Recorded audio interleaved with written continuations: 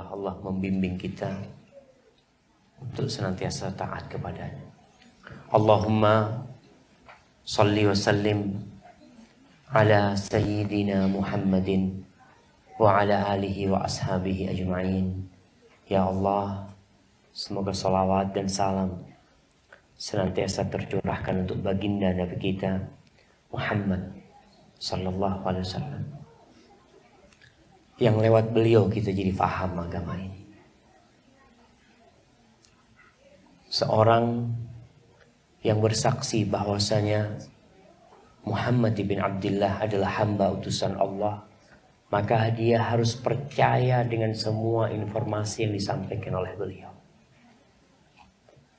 Apapun yang beliau sampaikan, apabila lewat jalur yang sahih, mau masuk di akal kita, nggak masuk di akal kita, kewajiban muslim adalah menerima dan mempercayainya. Yang kedua, kita wajib melaksanakan perintahnya tanpa banyak bertanya. Sebagaimana bapak-bapak yang kerja di perusahaan biasa melaksanakan perintah tanpa banyak bertanya. Disuruh ini dia kerjakan. Kenapa? Ya, karena dia karyawan, dia pegawai. Kita ini umat Nabi Muhammad SAW. Apapun yang diperintahkan oleh Nabi SAW, maka sami'na wa ata'na. Yang dilarang oleh beliau, waalaikumsalam warahmatullah, kita wajib menjauhinya dan meninggalkannya. Di bulan Ramadan kita meninggalkan makan dan minum. Kenapa? Apakah karena kita sedang suka dengan makanan kita? Kita sedang menjaga kesehatan kita? Atau karena Allah Azza wa Jalla? Seorang yang meninggalkan sesuatu karena Allah, maka niscaya Allah akan berikan ganti yang lebih baik buat dia. Tapi kadangkala nafsu kita lebih kuat, sehingga semangat untuk meninggalkan larangan itu lemah sekali. Apalagi larangan-larangan itu selalu berbalut dengan nafsu kita. Hampir semua, bahkan mungkin semua yang dilarang itu nafsu kita ada di sana. Tapi kewajiban kita adalah meninggalkannya. Hal yang keempat, konsekuensi seorang yang bersyahadat bahwa Muhammad adalah utusan Allah Sallallahu Alaihi Wasallam adalah tidak beribadah kecuali dengan cara Nabi Muhammad Sallallahu Alaihi Wasallam. Dalam sholat, dalam puasa, dalam berhaji. Karena ada beberapa aliran yang nyeleneh dan menyimpang dari umat Islam ini, yang mengusulkan pelaksanaan haji itu tidak hanya di bulan haji. Mereka mengatakan, kenapa kita hanya di bulan Dhul Hijjah saja? Kenapa kita nggak bikin bulan Syawal ada haji, bulan Dhul Qa'dah ada haji, sehingga antrian tidak terlalu panjang di Indonesia. Tapi kita ini umatnya Nabi Muhammad SAW. Sholat aja kita nggak boleh nambah. Zuhur 4 rakaat ya 4 rakaat. Asar 4 rakaat, walaupun antum orang yang sedang memiliki kesehatan yang prima, nggak bisa antum melaksanakan sholat asar 6 rakaat dengan alasan anak ingin semakin dekat kepada Allah Azza wa Jalla. Tetap bagaimanapun sholat asar 4 rakaat. Maka hendaklah kita terus belajar. Apakah ibadah kita sudah sesuai dengan sunnah Rasulullah SAW atau belum? Semoga salat bersambung untuk keluarga Nabi kita, untuk istri-istri Nabi kita, untuk putra-putri beliau, dan untuk seluruh sahabat Nabi. Semoga Allah meridhai kita bersama mereka. Amma ba'd, jamaah rahimakumullah, sebuah kebahagiaan anak bisa sampai ke Dukhan, ya. Negeri yang berada di penghujung Qatar, yang kata teman-teman, ya kalau mau ke Bahrain tinggal, ada yang bilang jalan kaki, ada yang tinggal berenang, udah sampai ke Bahrain. Apa sih yang menyebabkan bapak-bapak tahan di kota seperti ini? Ana tadi sempat melihat sebuah kebun binatang. Ada maha, ada ghazal, kemudian ada angsa, Masya Allah. Dan ada lagi an-na'am, ada burung onta. Mungkin itu pemandangan yang indah buat teman-teman yang ada di Dukhon ini. Di Indonesia itu lebih indah dari sini, ya. Kenapa antum mau ninggalkan Indonesia?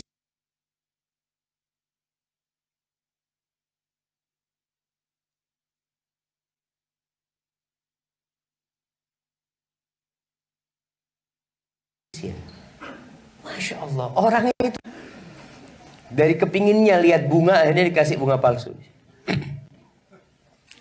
Tapi mungkin itu takdir Allah.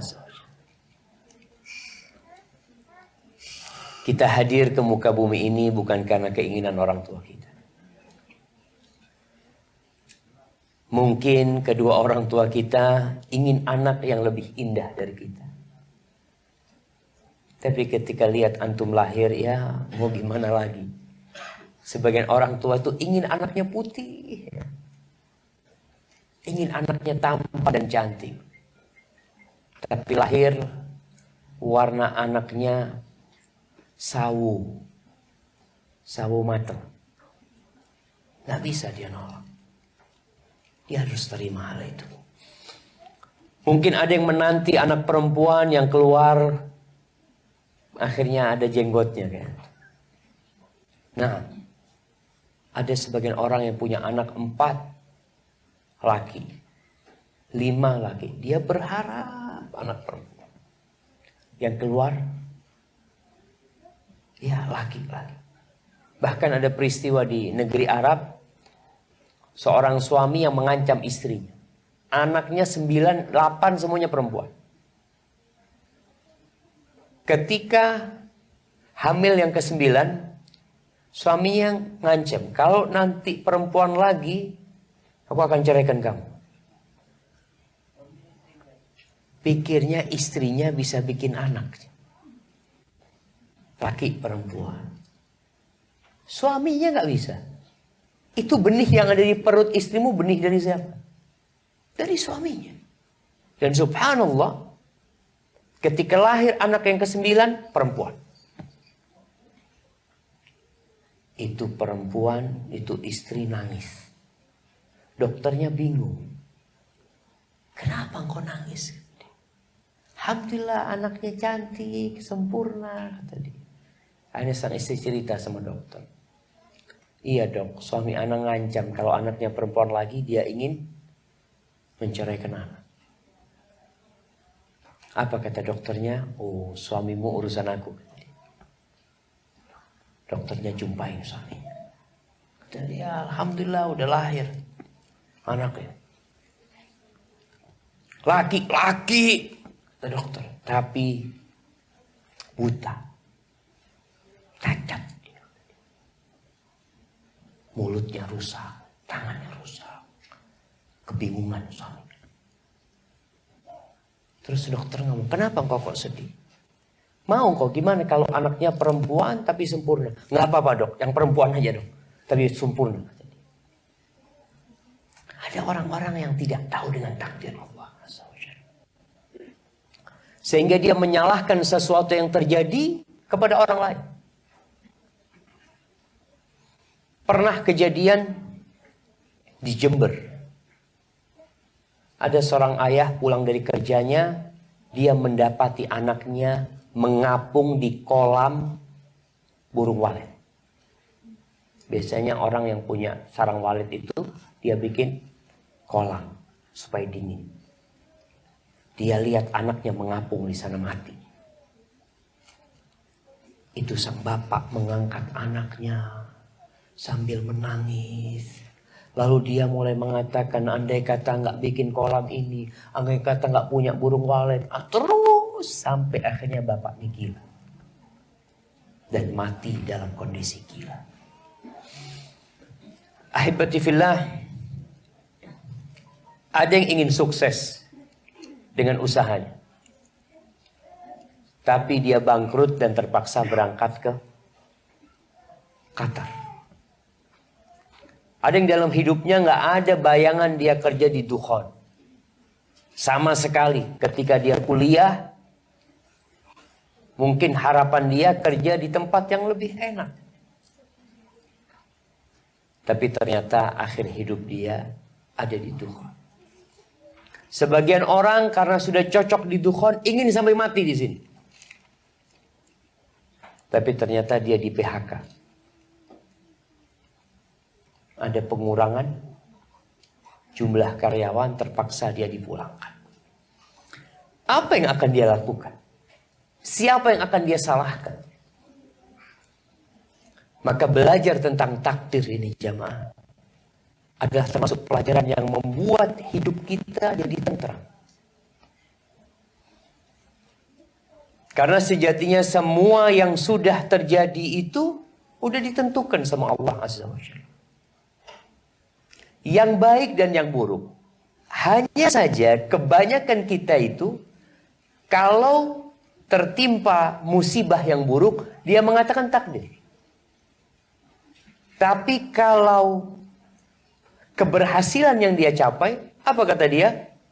Ini usaha anak. Anak alhamdulillah belajar, kuliah sampai bisa ke sini. Subhanallah. Sejatinya yang baik dan yang buruk itu sama-sama takdir. Di Indonesia pernah ada kejadian seorang penyanyi yang kemudian digugat oleh MUI.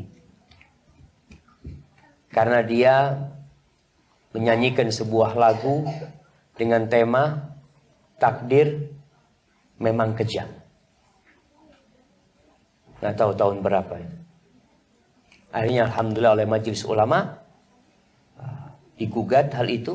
Karena itu termasuk salah satu bentuk pelecehan dalam agama.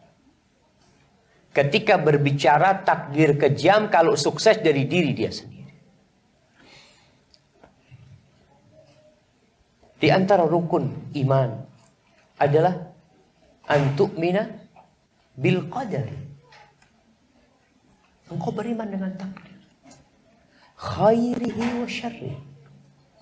Yang baik dan yang buruk. Allah berfirman di surat Al-Qamar ayat 49, "Inna kulla syai'in khalaqnahu biqadar." Kata Allah, sesungguhnya buat kami segala sesuatu itu sudah kami ciptakan dengan ukuran. Ada ketentuannya. Di surah Al-Ahzab ayat 38 Allah mengatakan wa kana amrullah qadaram maqdur.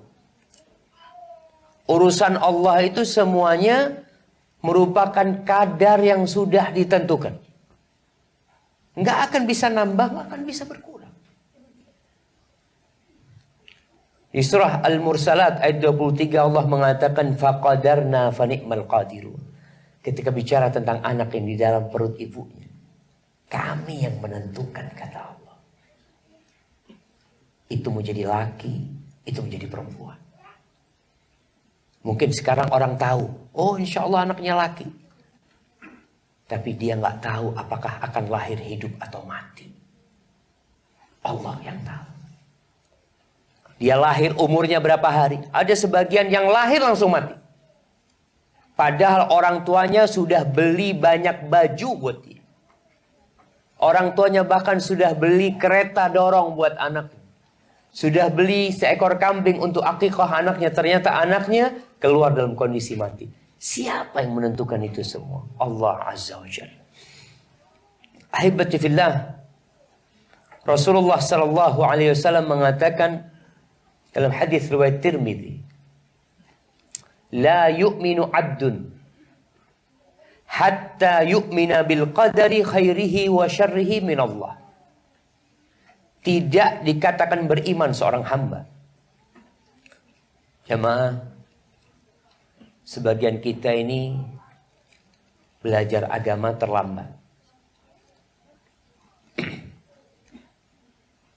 Mungkin sudah ada banyak kitab yang dia hatamkan.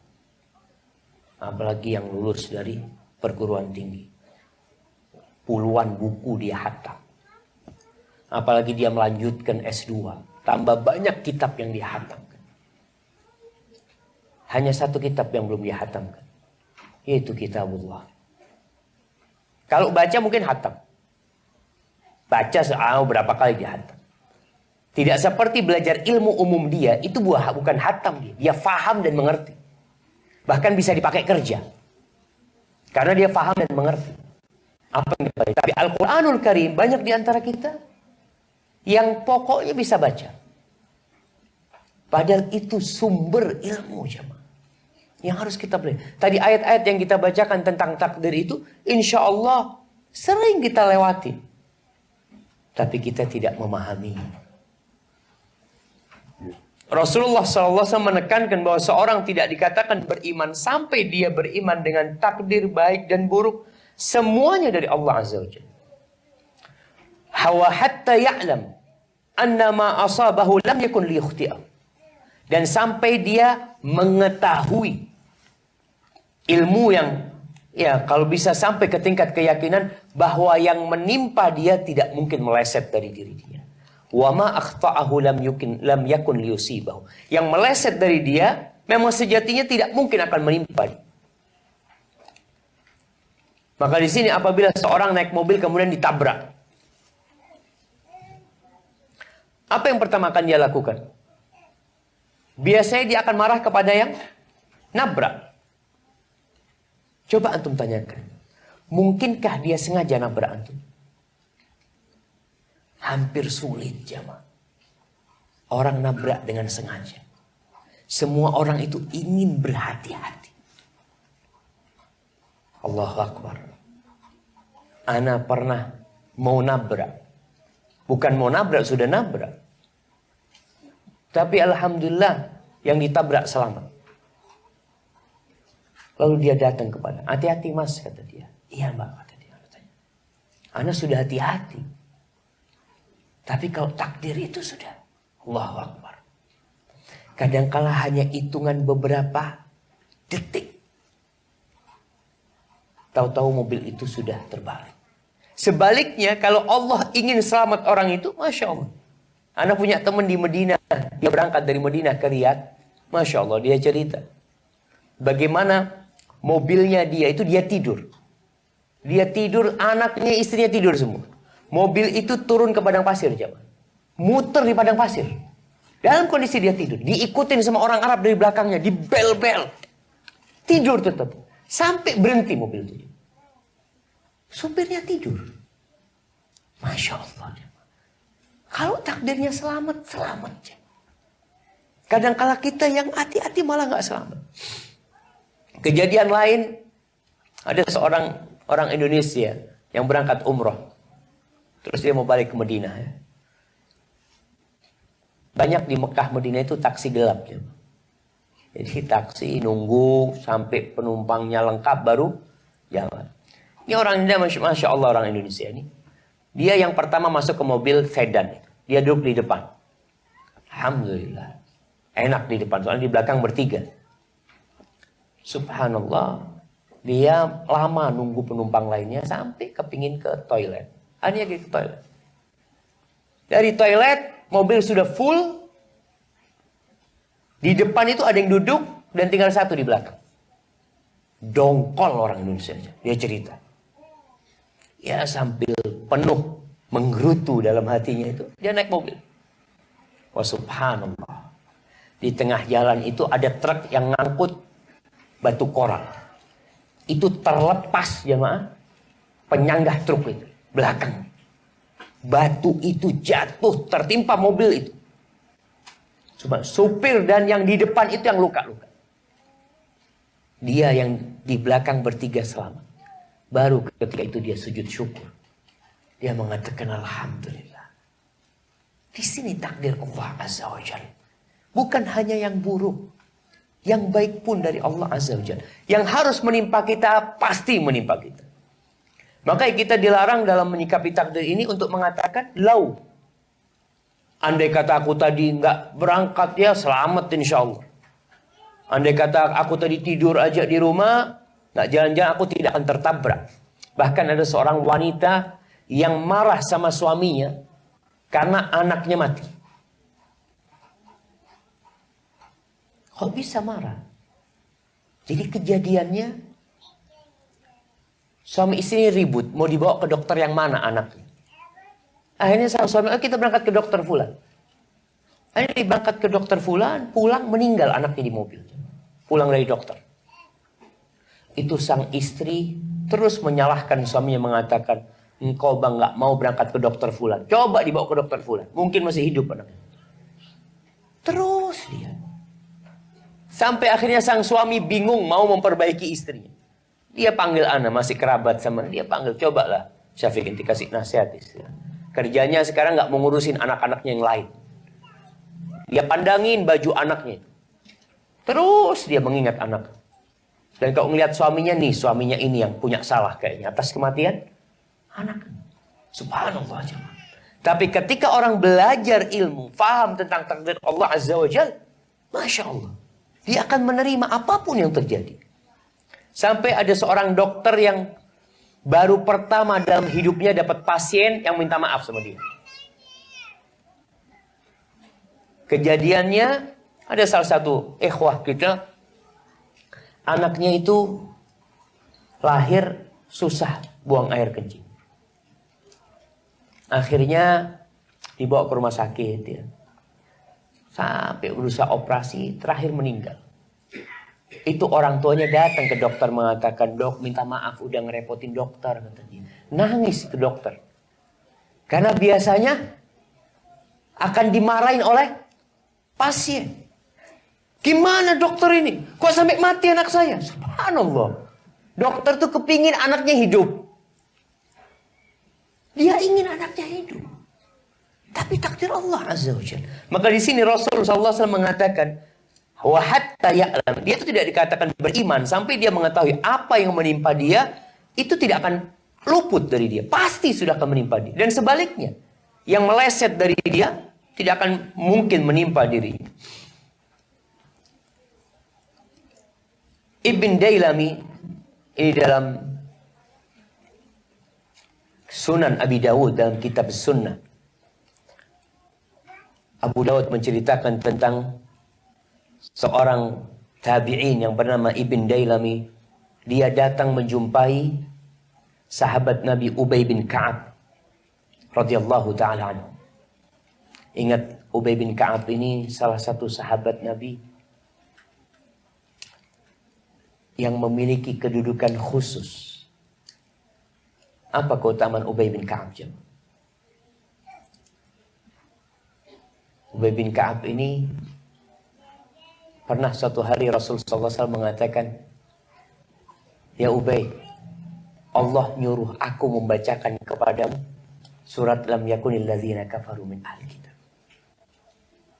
Ubay tanya, wasammani ya Rasulullah, Allah menyebut namaku? Iya. Radhiyallahu ta'ala anhu. Dia yang hendak menjadikan semua waktunya, semua doanya salawat buat Rasulullah SAW. Ini Ubay bin Ka'ab. Ibn Dailami datang kepada Ubay bin Ka'ab. Kata dia, faqultu lahu waqa fi nafsi syai' minal qadar. Di hatiku ada sesuatu yang gak enak tentang masalah takdir. Kita kadang-kala ada orang-orang ngobrol masalah takdir ya. Oh, gak seperti itu, gak seperti ini. Ini benar mengatakan ada yang gak enak di hatiku. Fahaddithni bi syai'in la'alla Allah an yudhibahu min qalbi. Tolong engkau ajarkan kepada aku, sampaikan kepada aku sesuatu, semoga Allah mengusir perasaan itu dari diri. Jamaah, di sini pentingnya kita dekat sama para ulama, dekat sama seorang yang berilmu. Mungkin ya kawan-kawan yang memang jauh dari ilmu agama, usahakan punya kedekatan dengan seorang guru. Karena sejatinya dalam perjalanan menuju kepada Allah Azza wa Jalla, kita butuh dua. Yang pertama, pemandu. Yang memandu kita supaya kita tahu jalan-jalan yang harus dilewati. Yang kedua, teman. Yang seia dan sekata sama kita. Yang dia akan membawa tangan kita pula untuk menuju kepada Allah Azza wa Jalla. Kita lihat Ibn Dailami ini, dia butuh orang yang membimbing dia. Ini tentunya buat orang yang peduli sama agama. Tapi sebagian umat Islam itu sama sekali tidak punya kepedulian sama agama. Bahkan merasa orang yang paling ngerti agama. Ada beberapa teman yang telepon ana via halo Ustadz, dia cerita, dia punya ayah itu, punya saudara pamannya itu di Australia. Pulang dari Australia, mulai bicara agama. Sampai dikatakan bahwasanya surga itu bukan hanya buat orang Islam. Semua orang baik itu masuk surga, apapun agamanya. Dia mulai sebutkan tokoh-tokoh yang dianggap baik di dunia ini tapi tidak beragama Islam. Ketika dikasih tahu, nggak mau dengan ilmu yang disampaikan. Dan ini terjadi, ana menghadapi beberapa orang seperti itu. Ana sampai tanyakan kepada dia, Afan, antum ini baca buku apa sih? Antum baca buku apa? Antum sudah selesaikan nggak kitabullah? Quran ini antum sudah selesai belum? Dia, enggak. Itulah. Inna hadzal Qur'an yahdi lillati hiya aqwa. Ini Quran menunjukkan kepada jalan yang paling lurus.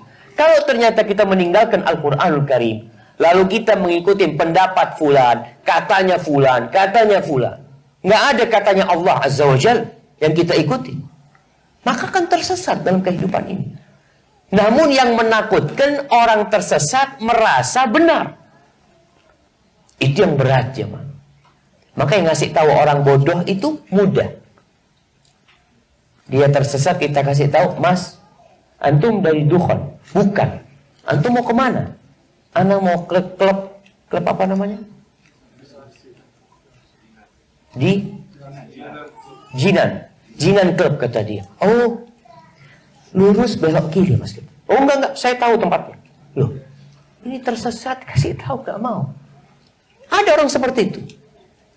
Tapi dia merasa udah ngerti. Di sini tabi'in tanya, enggak, ana ada perasaan ana harus kasih tahu. Ana tanya. Dia tanya kepada sahabat. Karena Allah mengatakan fas'alu ahla dzikri in kuntum la ta'lamun. Tanyalah kepada orang yang berilmu kalau kalian enggak ngerti. Sebagian kita itu puasa puluhan tahun tapi enggak ngerti dengan syarat-syarat puasa. Enggak ngerti dengan rukun puasa. Yang penting puasa. Sehingga jangan sampai nanti di padang mahsyar antum nggak punya pahala dari puasa antum. Capek puasa di Dukhon ini rasakan. Anak sampai Dukhon aja merasakan panasnya itu. Gimana kalau antum capek puasa nggak dapat pahala? Rugi. Seperti antum kerja di sini, kemudian akhir bulan nggak dikasih gaji. Karena bos mengatakan kamu salah yang kamu kerjakan. Seharusnya kamu nggak di sana. Maka tolong belajar. Akhirnya kata Ubay bin Ka'ab mengatakan, "Lau anna Allah 'adzaba ahla samawatihi wa ahla ardihi 'adzabahum wa huwa ghairu zalimin lahum." Andai kata Allah Azza wa Jal mengazab seluruh penghuni langitnya dan seluruh penghuni bumi, Allah azab semuanya, maka sejatinya Allah mengazab mereka tanpa melakukan kezaliman buat mereka. Walau rahimahu, kalau Allah merahmati semuanya, kanat rahmatuhu khairan lahum min a'malihim. Rahmat Allah itu lebih baik buat mereka daripada amal yang dilakukan oleh mereka. Jangan sampai antum berpikir bahwasanya kita masuk surga itu sebagai pengganti amalan kita. Enggak. Antum tuh beramal dengan fasilitas dari Allah semua.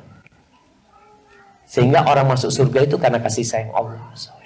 Allah kesian sama kita. Kemudian kata Ubay bin Ka'ab lagi, memberikan penjelasan kepada Ibn Dailan. Walau anfaqta mithla Uhudin dhahaban. Andai kata engkau menginfakkan seperti gunung Uhud emas fi sabilillah, ma qabilahu Allah minka hatta tu'min bil qadar. Allah tidak akan menerima dari engkau sampai engkau beriman dengan takdir. Urusannya udah selesai. Wa ta'lam anna ma asabaka lam yakul liyukhti'ak. Dan engkau tahu apa yang menimpamu memang tidak akan luput dari dirimu. Dan sebaliknya, yang luput dari dirimu, ketentuannya memang tidak akan menimpa dari dirimu. Walau mutta ala ghairi hadza la dakhaltan. Kalau engkau mati dan tidak beriman dengan takdir yang seperti ini, engkau akan masuk neraka. Lalu Ibn Dailami kayaknya masih belum selesai dengan perasaan dia. Karena di masa tabi'in itu muncul sekte yang nggak percaya sama takdir. Mereka adalah ya orang-orang yang awalnya beragama Majusi, kemudian masuk Islam. Kadangkala akidah yang sebelumnya itu masih ada. Akhirnya Ibn Dailami mendatangi Abdullah bin Mas'ud. Abdullah bin Mas'ud sama jawabannya. Thumma ataitu Hudzaifah ibn al-Yaman. Aku mendatangi sahabat Nabi yang lainnya, Hudzaifah ibn al-Yaman. Sama jawabannya. Thumma ataitu Zaid bin Thabit. Lalu aku mendatangi Zaid bin Thabit. Fahaddatsani anin Nabi SAW. Zaid mengatakan hal itu dari Nabi Muhammad SAW. Ahibati fillah, berkaitan dengan beriman sama takdir ini, para ulama berusaha untuk memudahkan kita bagaimana kita beriman dengan takdir. Ana sendiri nggak tahu kenapa panitia memilih beriman dengan takdir. Kita punya rukun iman yang 6. Maka kita dituntut untuk mempelajari semua rukun Islam, rukun iman itu dengan mendalam. Antum pelajari tentang Allah lewat asma'ullah al-husna, lewat ayat-ayat Al-Quran Karim. Pelajari tentang malaikat-malaikat Allah. Ada malaikat yang namanya dikasih tahu sama kita. Ada malaikat yang banyak sekali yang kita tidak tahu. Kitab-kitab Allah, Rasul-Rasul Allah, dan beriman dengan hari akhir, kemudian beriman dengan takdir Allah. Ada 4 unsur yang harus kita imani berkaitan dengan takdir ini.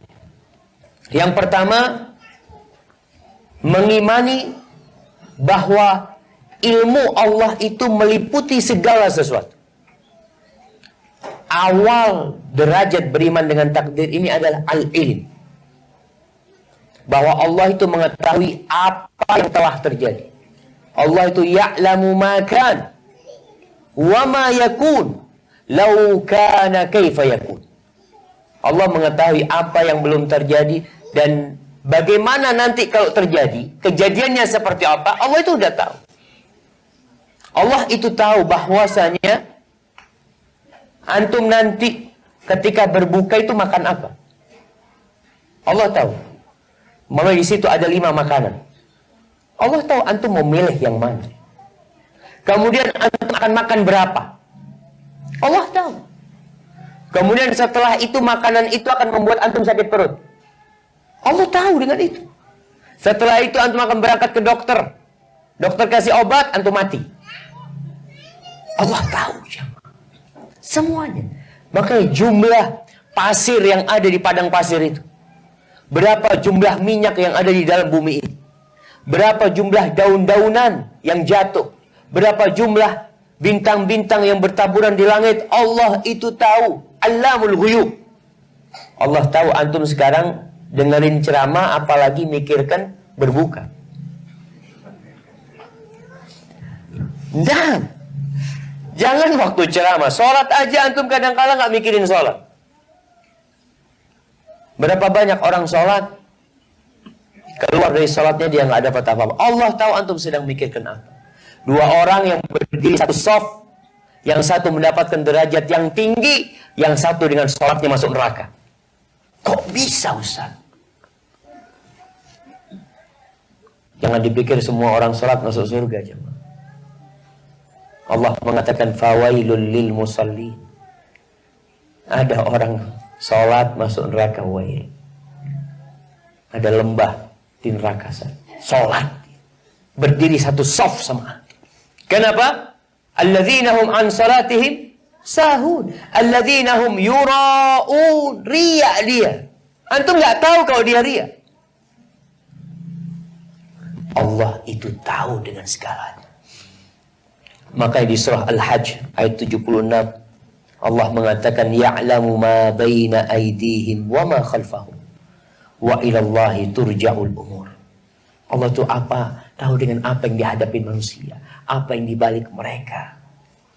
Dan kepada Allah semua urusan akan kembali. Kalau bicara yang gaib, Allah mengatakan wa indahu mafatihul ghaib la ya'lamuha illahu. Allah itu memiliki kunci-kunci hal yang gaib. Tidak ada yang mengetahui kecuali Allah Azza wa Jalla. Wa ya'lamu ma fil barri wal bahr. Allah tahu apa yang ada di daratan dan apa yang ada di lautan. Wah jamaah, ada berapa ikan yang tiap hari dipanen? Ada berapa ikan yang bertelur kemudian telur itu menetas menjadi anak-anak ikan? Allah tahu dengan semuanya. Ada berapa mutiara yang sekarang berada di lautan? Wa ma tasqutu min waraqatin illa ya'lamuha. Daun yang jatuh itu Allah tahu setiap hari. Wala habbatin, dan biji-bijian fi dhulumatil ard, yang ada di dalam bumi, yang masuk ke bumi. Wala rabbin wala yabis, ada bijian yang kering, ada yang basah, ada kemudian biji itu yang akan tumbuh menjadi pohon. Illa fi kitabim mubin, semuanya berada dalam kitab yang nyata. Jadi kita harus percaya bahwasanya Allah mengetahui segala sesuatu. Pernah suatu hari para sahabat Nabi Sallallahu Alaihi Wasallam sedang di Baqi mengubur jenazah. Lalu salah seorang di antara mereka bertanya, Ya Rasulullah, aya'lamu Rabbuna ahlal jannati min ahlin nar? Apakah Allah sudah tahu siapa di antara kita yang bakal masuk surga dan siapa yang bakal masuk neraka? Apa jawab Nabi Muhammad SAW? Allah sudah tahu. Lalu pertanyaan itu menimbulkan pertanyaan selanjutnya. Mereka bertanya, Fafimal amal? Kalau gitu buat apa kita beramal? Kalau Allah sudah tahu. Allah sudah tahu. Allah sudah tahu siapa yang bakal kaya dan siapa yang bakal miskin. Terus sahabat, kalau itu buat apa kita beramal? Di sini Nabi SAW memutus bab ini dengan mengatakan i'malu fakullun muyassarun lima khuliqala. Tugas kalian itu beramal. Beramallah kalian. Jangan dipikirkan takdir itu. Antum pernah mikir enggak? Kayaknya takdirnya Anda masuk neraka. Kayaknya. Nggak ada. Kemudian antum yang orang yang nggak sholat, mamanya, ayo sholat kata dia. Dia lalu mengatakan mungkin Anda memang jadi penghuni neraka. Nggak ada. Semua mengatakan iya insya Allah Anda mau sholat, ya Anda mau sholat insya Allah. Doakan Anda supaya dapat hidayah. Tetap keinginan itu ada. Maka Rasul SAW mengatakan kalian tugasnya beramal. Semua itu akan dimudahkan sesuai dengan catatan dia. Diciptakan untuk neraka atau untuk surga. Allah udah tahu. Sehingga kadang-kala ada orang yang Masya Allah, awalnya baik, akhirnya su'ul khatimah. Dan sebaliknya, ada orang yang kita lihat kayaknya ya jahat lah. Ingat dengan seorang yang bunuh 100 orang. Siapa yang membayangkan dia akan masuk surga? Tapi di akhir hayatnya, ketika dia membunuh 99 orang, dia datang kepada abid. Dia tanya, orang yang pintar, ternyata dikasih tahu bukan orang pintar, tapi orang ahli ibadah. Orang ahli ibadah ini belum tentu punya ilmu. Dia hanya punya semangat untuk dirinya. Kalau dikasih pertanyaan, kadang-kadang nggak bisa jawab. Akhirnya orang ini dikasih tahu orang yang ahli ibadah. Tanya dia, saya ini sudah bunuh 99 orang. Mungkinkah saya bisa bertobat? Apa kata ahli ibadah ini? Kau sudah bunuh 99 orang, mau tobat? Nggak ada tobat sudah. Orang jahat kayak gini mau tobat. Apa kata orang jahat ini? Iya, kalau memang nggak ada pintu tobat, ya dibunuh lagi sekalian sudah. Buat apa? Jadi orang baik. Nggak bisa jadi orang baik. Akhirnya dilengkapi jadi 100. Lalu dia tanya lagi, siapa yang bisa aku tanya? Terakhir dia dikasih tahu alim, orang yang alim, orang yang berilmu. Dia tanya, aku ini sudah bunuh 100 orang. Mungkin dia cerita yang ke 100 itu ahli ibadah dibunuh sama dia. Mungkinkah aku bisa tobat? Apa kata alim ini? Wa man ladzi yahulu bainaka wa bainat taubah? Apa yang menghalangimu dari pintu tobat? Nggak ada. Namun engkau itu tinggal di kampung yang jahat. Ardusuk. Kalau engkau mau tobat, engkau tinggalkan kampung. Subhanallah. Dia akhirnya meninggalkan kampungnya, mati di jalan, belum beramal soleh sedikit pun. Masuk surga siapa? Tidak ada orang yang berpikir, mungkin anak masuk surga, mungkin anak masuk neraka. Tugas kita beramal. Beramal. Di bulan Ramadan ini, ada orang-orang yang divonis bebas dari api neraka tiap malam. Walillah utaqa minan nar wa dzalika fi kulli lailah. Pernahkah antum berdoa minta supaya divonis bebas dari api neraka? Allahumma a'tiq raqabati minan nar. Ya Allah, bebaskan aku dari api neraka. Coba minta. Kan kita nggak tahu. Jadi ini tingkatan yang pertama dalam takdir, beriman dengan ilmu Allah Azza wa Jalla. Bahwa Allah mengetahui apa yang telah terjadi, apa yang belum terjadi, apa yang akan terjadi, dan bagaimana kejadiannya. Kadang-kadang orang tua kepingin anaknya jadi pilot. Ingin dia persiapkan. Tapi ternyata anaknya jadi ustaz. Ya mau gimana lagi, Ustaz? Ada sebaliknya. Ingin jadi ustaz, ternyata jadi pilot. Yang kedua, beriman bahwa Allah telah menulis takdirnya. Setelah Allah ketahui, Allah menulis takdir. Awal yang Allah ciptakan itu apa? Apa? Dinosaurus. Yang pertama Allah ciptakan itu pena.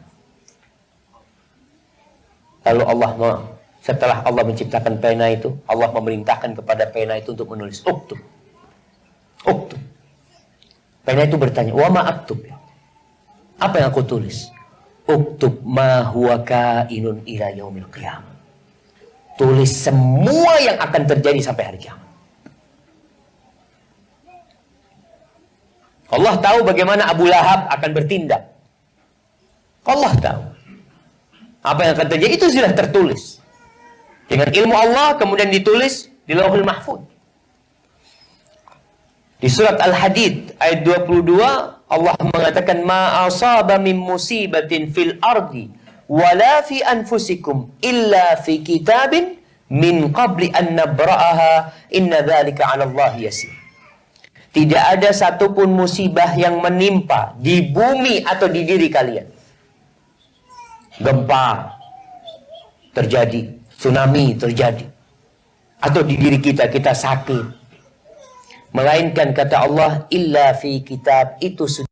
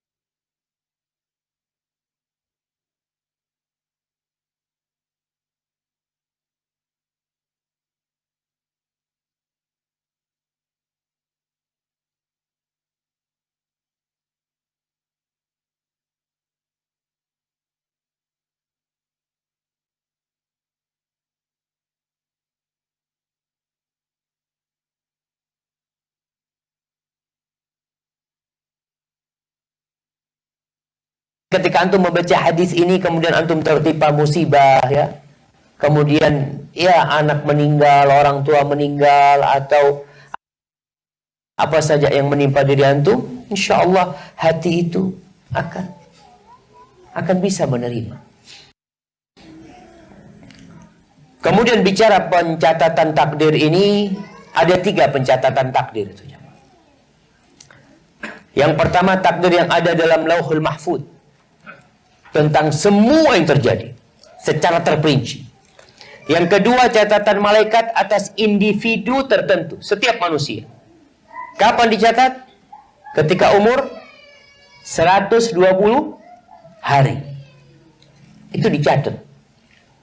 Terus nyatetnya tetap dari Lauhul Mahfuz. Hanya dicatat perorangan sekarang. Jadi kalau bicara ada buku induk, ada buku per pribadi-pribadi, per person. Itu malaikat mencatat kembali ketika umur 120 hari. Sehingga pada umur 120 hari itu, ketika meninggal dunia, sudah dititipkan ruh buat anak itu, maka dia disolatin. Karena dia sudah ada ruhnya, sudah ada catatannya. Tapi ada yang sebelum 120 hari meninggal dunia. Kemudian catatan ketiga, catatan tahunan. Kapan jamaah? Bulan Ramadan. Kapan? Lailatul Qadar. Lailatul Qadar. Apa arti Lailatul Qadar? Ada 2 makna Lailatul Qadar. Qadar itu berarti nilai, malam yang bernilai. Dan qadar bermakna takdir Allah Azza wa Jalla. Malam penentuan. Di surat Dukhan ayat 4 Allah mengatakan inna anzalnahu fi lailatin mubarakatin inna kunna mundirin fiha yufraqu kullu amrin hakim. Pada malam diturunkannya Al-Quran itu, pada Lailatul Qadar itu, semua urusan-urusan yang penuh dengan hikmah itu ditentukan. Ini pun mengambil dari Lauhul Mahfuz. Jadi ada catatan umum, ada catatan per orang, ada catatan tahunan yang Allah tentukan dan kita harus beriman dengan semua itu. Kemudian tingkatan yang ketiga dalam urusan takdir ini, mengimani bahwasanya semua yang terjadi di muka bumi ini karena kehendak Allah. Karena masyiatullah. Kok bisa dia kafir? Mungkinkah orang kafir tanpa kehendak Allah? Mungkinkah orang mencuri tanpa kehendak Allah? Ada kehendak Allah.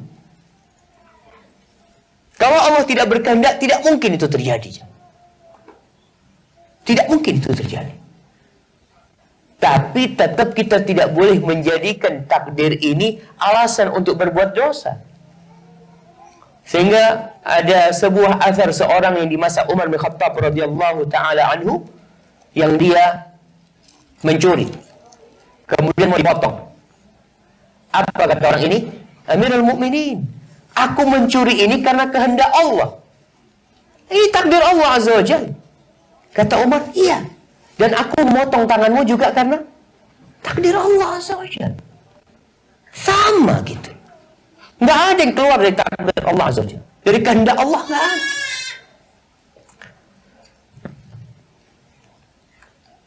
Indonesia sekarang ribut menunggu tanggal 22 Mei. Siapa yang bakal jadi pemimpin? Kita tahu Fir'aun pernah memimpin Mesir. Dan di bawah kekuasaan Fir'aun ada siapa? Ada Nabi Musa alaihissalam. Ada Nabi Harun. Ada cucu Nabi Bani Israel. Mereka anaknya siapa? Nabi Yakub alaihissalam.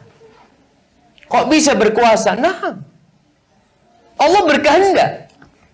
Maka di surat Ali Imran ayat 26 Allah mengatakan, Qulillahumma malikal mulk tu'til mulka man tasha wa tanzi'ul mulka mimman tasha wa tu'izzu man tasha wa tudhillu man tasha biyadikal khair innaka ala kulli syai'in qadir. Katakan Allah itu yang maha memiliki segala-galanya. Allah memberikan kekuasaannya, kerajaannya kepada siapa yang Allah kehendaki. Bukan yang Allah cintai. Ingat. Bukan yang Allah cintai. Jangan dipikir penguasa itu orang yang cintai Allah Azza wa Jalla. Tidak. Allah kehendaki, iya. Bisa jadi Allah benci seperti kebencian Allah kepada Fir'aun. Allah murka kepada Fir'aun. Pada akhirnya Allah cabut kekuasaan dari Fir'aun. Wa tanzi'ul mulka mimman tasha. Dan Allah mencabut kekuasaan dari siapa yang Allah kehendaki. Jadi yang terjadi nanti itu kehendak Allah Azza wa Jalla. Allah menghinakan siapa yang Allah kehendaki dan Allah memuliakan siapa yang Allah kehendaki. Biyadikal khair, ya Allah, di tanganmu segala kebaikan. Innaka ala kulli syai'in qadir. Engkau itu maha kuasa atas segala sesuatu. Maka ingat, tugas kita beriman dengan takdir Allah Azza wa Jalla. Antum jadi kaya bukan karena Allah cinta sama antum. Karena kadang-kadang ada orang yang salah kaprah, beranggapan dia dicintai Allah karena kekuasaan yang dia miliki, karena kekayaan yang dia peroleh. Di surah Al-Fajr Allah mengatakan, fa'ammal insanu idza mabtalahu rabbuhu fa'akramahu wa na'amahu fayaqul rabbi akraman. Adapun manusia, kalau Allah muliakan dia, dikasih jabatan, dikasih kenikmatan, dia beranggapan, oh Allah memuliakan aku. Wa amma idza mabtalahu faqadara alaihi rizqahu fayaqulu rabbi ahana. Kalau Allah bikin rizkinya sempit, jadi hina dia mengatakan, oh Tuhanku menghinakan aku. Kalla, nggak seperti itu ukurannya dalam agama ini. Allah mau kasih uang itu orang kafir, Allah kasih kekayaan. Allah berikan kekuasaan kepada Nabi Sulaiman. Allah berikan kerajaan kepada Nabi Sulaiman. Tapi Allah juga memberikan kekuasaan kepada Fir'aun, kepada Namrud. Allah berikan. Karena nggak ada nilainya. Ini kembali kepada kehendak Allah Azza wa Jalla. Jadi kita harus beriman. Tidak ada yang terjadi di muka bumi ini kecuali dengan kehendak Allah Azza wa Jalla. Allah mengatakan, wa rabbuka yakhluqu ma yasha' wa yakhtar. Allah menciptakan apa yang Allah kehendaki. Dan Allah memilih apa yang Allah kehendaki. Allah itu fa'alun lima yurid. Allah akan mengerjakan apa yang Allah kehendaki. Maka kita bisa melihat manusia itu hanya berencana, jemaah. Kita berencana, punya rencana macam-macam. Tapi yang terjadi itu kehendak Allah Azza wa Jalla. Dan tugas kita memilih, berusaha. Tapi yang keempat, tingkatan yang terakhir dalam urusan takdir ini. Yang pertama apa? Ilmu. Kita beriman bahwa Allah mengetahui segalanya. Yang belum terjadi, bagaimana kejadiannya. Kemudian yang kedua, tulisan dicatat. Kita beriman bahwa semuanya dicatat. Yang ketiga, kita beriman bahwa yang terjadi yang dikehendaki oleh Allah Azza wa Jalla. Yang keempat, mengimani bahwa Allah yang menciptakan segala sesuatu. Wallahu khalaqakum wa ma ta'malun. Allah yang menciptakan kalian dan yang kalian kerjakan itu Allah yang menciptakan. Jadi tidak ada di muka bumi ini sesuatu yang bukan ciptaan Allah Azza wa Jalla. Di surat Az-Zumar ayat 62 Allah mengatakan, Allahu khaliqu kulli syai'. Allah itu yang menciptakan segala sesuatu. Yang buruk pun Ustaz Allah yang menciptakan. Nah, tapi sebagai bentuk adab kita tidak boleh menisbatkan keburukan kepada Allah Azza wa Jalla. Bisa jadi dalam pandangan kita itu buruk, tapi di balik itu ada kebaikan. Kita nggak tahu. Maka dalam doa Nabi Muhammad SAW, Nabi mengatakan, "Wasyarru laisa ilaik." Kejahatan itu tidak dinisbatkan kepada. Artinya kita lihat kejadian-kejadian buruk di muka bumi ini. Ada yang berzina, ada yang minum, ada yang kafir, ada yang menyembah berhala. Semua itu terjadi dalam takdir Allah Azza wa Jalla. Tidak lepas dari takdir Allah Azza wa Jalla. Ahibati fillah, manusia diberi pilihan oleh Allah Azza wa Jalla. Disuruh memilih. Makanya Allah mengatakan, faman syaa falyu'min wa man syaa falyakfur. Yang mau beriman monggo. silahkan. Yang mau kafir silahkan. Allah nggak butuh sama ibadah kalian. Andai kata seluruh yang ada di muka bumi itu kafir, itu tidak akan mengurangi kekuasaan Allah. Dan sebaliknya, kalau semuanya beriman, itu tidak akan menambah kerajaan Allah Azza wa Jalla. Maka di sini para jamaah, kita dikasih pilihan sama Allah SWT. Dan kita merasakan ada pilihan tersebut. Antum datang ke Qatar ini, milih apa enggak? Antum ketika mau menikah, milih enggak? Ketahu-tahu ada di kamar Ustaz, istilahnya. Nggak ada. Pernah antum berpikir seperti itu? Antum milih. Kadang-kadang datang ke sini ditolak. Melamar yang ini ditolak. Melamar ini ditolak. Dan subhanallah, antum masih cari pilihan yang lain. Kadang-kadang maksa ingin balik kepada yang pertama. Kemudian balik kepada yang pertama, subhanallah, dia diterima. Kemudian. Maka kita dikasih kesempatan oleh Allah Subhanahu wa ta'ala untuk memilih dan kita merasakan hal itu. Tidak ada paksaan. Ada dua kelompok yang menyimpang dari ajaran yang benar dalam urusan takdir ini. Yang pertama adalah Qadariyah, yang mereka menolak adanya takdir.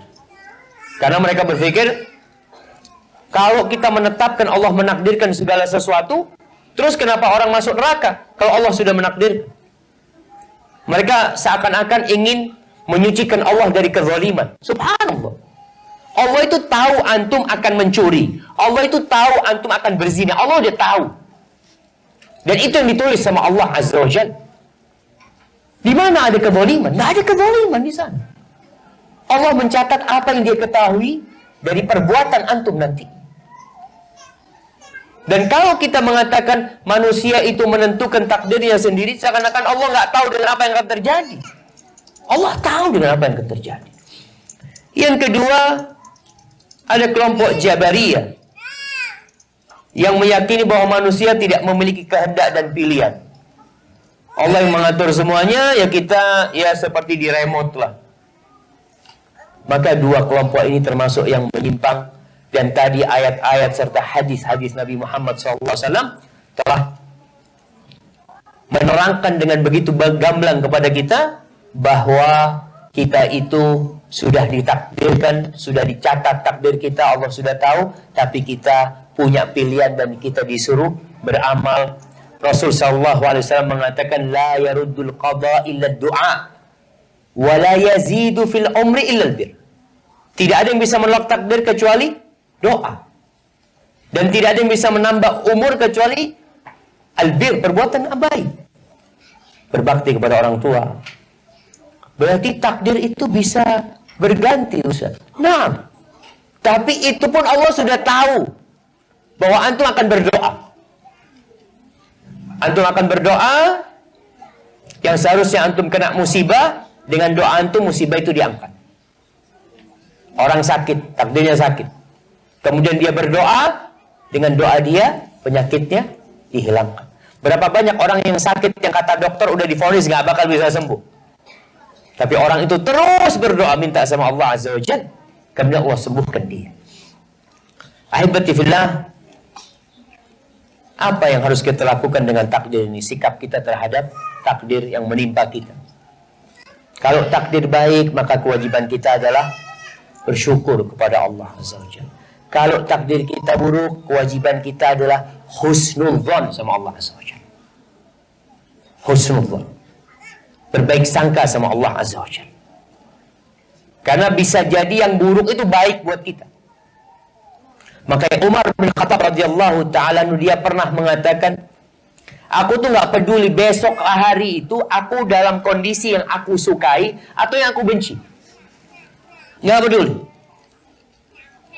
Kenapa Umar nggak peduli? Kata Umar, aku itu tidak tahu yang baik itu di yang aku sukai atau yang dia aku benci. Maka tatkala kita terkena musibah, ingat sama firman Allah Subhanahu wa taala, asa an takrahu syai'an wa huwa khairul lakum. Wa asa an tuhibbu syai'an wa huwa syarrul lakum. Bisa jadi yang kalian benci itu baik buat kalian. Nggak suka. Subhanallah jemaah. Berapa banyak mungkin orang yang nggak suka berangkat ke Dukhan ini, tahu-tahu sampai Dukhan dia, ternyata di sini tempatnya fulus, kata dia. Dia waktu turun ngelihat padang pasir nggak kepingin dia mah. Tapi ternyata di situ ada kebaikan. Kemudian belajar dari Nabi Muhammad SAW menghadapi takdir. Nabi SAW itu diusir dari kota Mekah. Kira-kira Nabi sedih nggak diusir dari Mekah? Jemaah? Sedih. Bahkan ketika keluar dari kota Mekah, beliau itu memandang kota Mekah. Beliau mengatakan, Wallah, innaki la ahabbu biladillahi ilayya wa ahabbu biladillahi ilallah. Engkau adalah bumi Allah yang paling dicintai Allah dan yang paling aku cintai. Walaula anna qaumaki akhrajuni ma kharajtu minki. Andai kata bukan karena kaummu yang mengusirku, aku nggak bakal meninggalkan dia. Tapi apa daya? Beliau meninggalkan Mekah. Tapi subhanallah, beliau meninggalkan Mekah sampai ke Madinah. Ternyata untuk kembali ke Mekah. Setelah berapa tahun Nabi kembali ke Mekah secara dimuliakan dan dihormati. Berapa tahun? Berapa tahun Nabi SAW ada di Madinah, kemudian Fathu Mekah? 8 tahun. Sabar 8 tahun itu. Artinya kadang-kala sesuatu itu kalau tetap di tempat situ nggak akan berkembang. Islam kalau ada di Mekah terus nggak akan berkembang. Tapi ketika Islam berangkat ke Madinah, dari Madinah bertebaran ke seluruh penjuru dunia. Maka belajar dari anak panah. Sebagian ulama mengatakan belajar dari anak panah. Anak panah itu ditarik mundur ya. Kadang-kala antum di PHK, kadang-kala antum ya diturunkan dari jabatannya. Apalah yang kita hadapi dalam kehidupan ini, dikasih penyakit macam-macam. Masya Allah, anak panah itu ditarik mundur ke belakang untuk melesat ke depan. Berapa banyak orang yang sakit jadi kenal Allah Azza wa Jalla. Ketika sehat nggak kenal sama Allah Azza wa Jalla. Bahkan ada seorang yang cerita sama Allah, subhanallah Ustaz, anak ini aduh sudah, alhamdulillah Allah kasih musibah buat dia. Tabrakan. Setelah tabrakan, anak baru kenal sama masjid. Padahal sudah pincang dia baru ke masjid. Kemana dia ketika sehat? Karena banyak orang sehat yang lupa sama Allah Azza wa Jalla. Jadi semua takdir Allah itu kalau kita menerimanya, maka akan menjadi kebaikan buat kita. Dan ingat, tugas kita adalah beramal. Ajaban li amril mu'min. Sungguh menakjubkan urusan orang yang beriman. In asabat husarra syakar. Kalau dia dapat kebaikan, dia bersyukur. Fakana khairan lahu. Urusan orang beriman ini semuanya baik. Wa in asabat hudarra sabar. Kalau dia kena musibah, hal yang tidak dia sukai, dia bersabar. Fakana khairan lahu. Dan itu baik buat dia. Jadi orang beriman ini nggak urusan. Mau kena musibah, mau dapat nikmat, buat dia semuanya akan baik.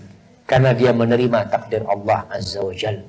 Dan berusaha untuk tidak melihat ke atas. Banyak dari kita itu nggak bersyukur karena selalu melihat kepada yang di atas.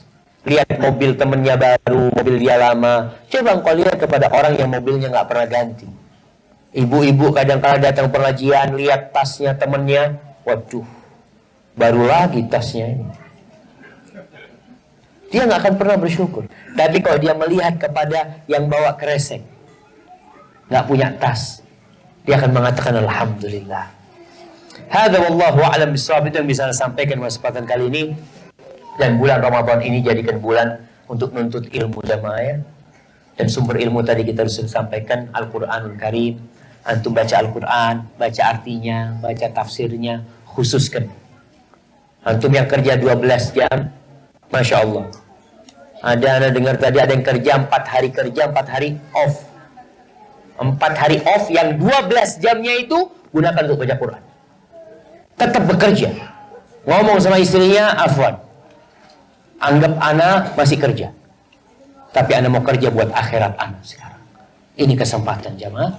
Hadza wallahu a'lam bishawab. Kalau kiranya ada pertanyaan, saya persilahkan dan kembalikan kepada pembawa acara. Fadhil.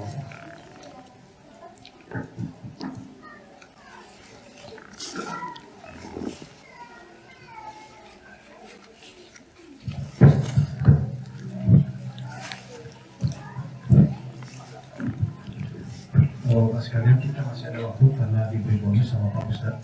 Seyogyanya kita jam 5.30 selesai, berarti cukup banyak untuk tanya jawab. Nanti akan dipandu oleh Pak Ustadz Masdur untuk pertanyaan dan jawabnya. Silakan Bapak-Bapak terlebih dahulu untuk bertanya.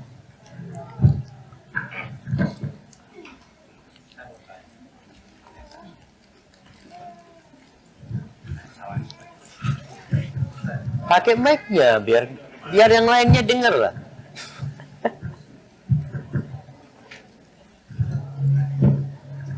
Assalamualaikum warahmatullahi wabarakatuh. Waalaikumsalam warahmatullahi wabarakatuh. 3 kali mengikuti daurah dari tanggal 89 selalu ada kata tobat, tobat, tobat. Bagaimana cara tobat yang benar? Assalamualaikum warahmatullahi wabarakatuh.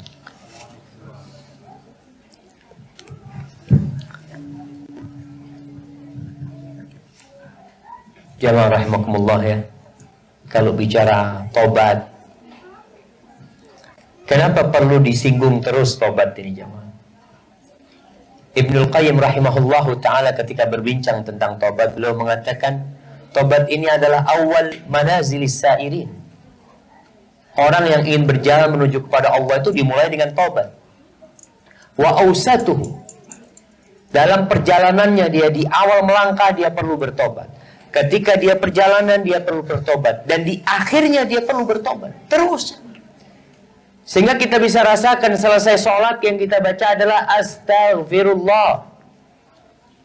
Orang selesai sholat malam, sholat tahajud, dia tutup dengan apa? Istighfar. Wabil ashari hum yastaghfirun. Di waktu sahur mereka istighfar. Kalau bicara bagaimana kita bertobat jamaah, maka dimulai dari keinginan untuk jadi orang baik. Kita perlu menumbuhkan di hati kita ini keinginan untuk jadi orang baik. Salah satu caranya adalah dengan melihat orang-orang yang sudah berlari ke depan. Antum masih berada di tempat ini, gak bergerak. Ini teman-teman yang sudah 10 tahun di sini. Lihat, Masya Allah, ada temannya yang sudah hafal juz amma.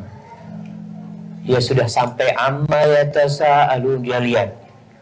Aku 10 tahun ngapain di dukhan ini? Tetap hafalan Qur'annya nggak nambah. Kalau tiap tahun 1 surat jamaah, umur 40 tahun berapa surat? 40 surat. Umur 10 tahun, ya dari kecil kan sudah menghafal 40 surat. Umur 60 tahun berarti 60 surat. Juz amma itu hanya 37 surat. Artinya antum umur 37 tahun sudah selesai juz amma. Itu paling minim. Minim sekali, setahun antum 1 surat. Allahu Akbar. 360 hari cuma 1 surat. Tak apa-apa, alhamdulillah. Tapi antum lihat sekarang. Tadi, supaya kita terdorong untuk tobat itu, antum lihat orang-orang, Masya Allah, fulan 40 tahun umurnya 40 surat. Berarti sampai surat apa dia? Sampai surat Al-Qiyamah. Nah, sampai surat Al-Qiyamah. Alhamdulillah. Antum sampai surat apa aja? Ini yang 40 tahun lah, coba. Mana yang umurnya 40 tahun? Angkat tangan. Wah, anda sudah bukan 40 surat, 40 juz mungkin. Di mana ada 40 juz Al-Quran? Baik, itu mendorong kita untuk jadi orang baik. Kemudian yang kedua, yang mendorong orang untuk tobat itu muhasabah. Di antara cara menghisap itu adalah menghitung nikmat yang Allah berikan kepada kita dan dosa yang kita lakukan. Antum hitung, Allah kasih apa sama antum? Kasih ini, kasih semuanya dikasih sama Allah, terus apa yang antum lakukan? Ternyata antum melakukan dosa. Maka dengan kita menghitung-hitung itu, ya akan muncul perasaan jadi malu. Contohlah, antum kalau bekerja ada CCTV. Antum mau berbuat salah itu malu. Kalau ketahuan anda sudah terekam berbuat salah, antum akan berusaha untuk minta maaf. Begitu pula dalam kehidupan ini. Kemudian, kumpul sama orang-orang baik. Itu akan mendorong antum untuk taubat. Antum duduk sama fulan selalu astagfirullah, astagfirullah, astagfirullah. Paling tidak antum akan terdorong. Dan ketika bertobat, syarat tobat yang kita sudah bahas beberapa kali harus dipenuhi. Menyesal. Menyesal. Ada orang yang sampai mati nggak menyesal. Karena dia merasa baik. Anda contohkan orang yang minum khamr. Ada yang berpesan ketika dia mati, tolong kalau aku mati nanti siramnya kuburanku pakai khamr. Na'udzubillah. Hatinya sudah tertutup. Allah pernah menegur para sahabat Nabi. Kira-kira 4 tahun setelah turunnya Al-Quran Karim. Di surah Al-Hadid. Mungkin Ustaz bisa mengingatkan. Allah mengatakan, alam ya'ni lilladzina amanu an takhsha'a qulubuhum li dzikrillah wa ma nazala minal haqq wa la yakunu kalladzina utul kitaba min qabl fatala 'alaihimul amad faqasat qulubuhum wa katsirun minhum fasiqun. Apa belum saatnya buat orang-orang yang beriman hatinya itu untuk tunduk kepada zikrullah, kepada peringatan-peringatan Allah, kepada Al-Quran yang diturunkan kepada mereka, dari kebenaran yang mereka ketahui. Dan tidak menunda-nunda seperti ahlul kitab. Ada orang yang nunda tobatnya nanti. Apa yang terjadi? Faqasat qulubu. Hatinya jadi keras seperti batu. Nggak bisa lagi, sudah dikasih nasihat. Maka sebelum itu terjadi, maka segerakan tobat. Segerakan tobat. Dengan menyesali, meninggalkan, dan berazam untuk tidak mengulangi. Hadza wallahu a'lam bissawab. Nah.